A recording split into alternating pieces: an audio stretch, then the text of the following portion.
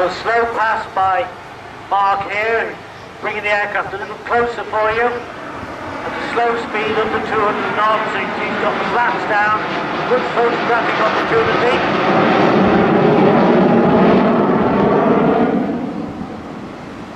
A little bit about Mark the man. He started flying in the RAF in 1980 and qualified on the F4 Phantom before moving to the Tornado in 1986. He left the RAF in 1990 and joined British Airways, where currently he flies the Boeing 777.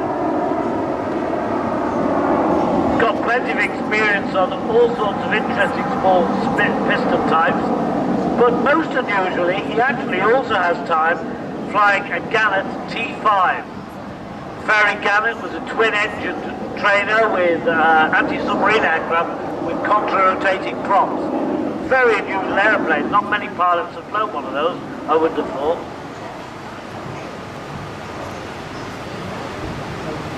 So now, bringing the aircraft round now, Mark. Good shot.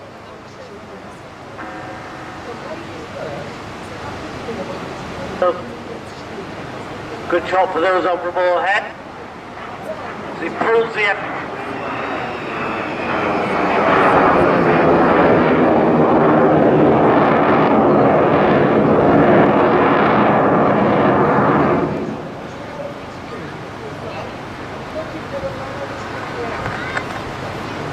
I'm losing, no, that's right. Thank you. Okay, so Mark now pulling the aircraft round quite a steep turn.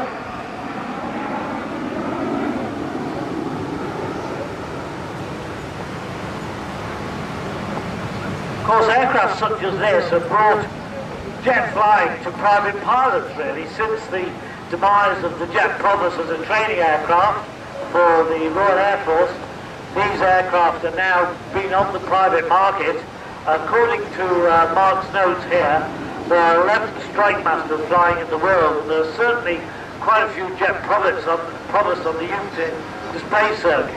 Now, if you can remember how this aeroplane looks with the two seats next to one another, it'll make an interesting comparison for you for the RAF Tucano, which took over from the Jet Provost in the early 90s, and we will see our RAF Tucano placing for the Jet Provost just after 1 o'clock. And we've got a car that needs moving near the lifeboat station.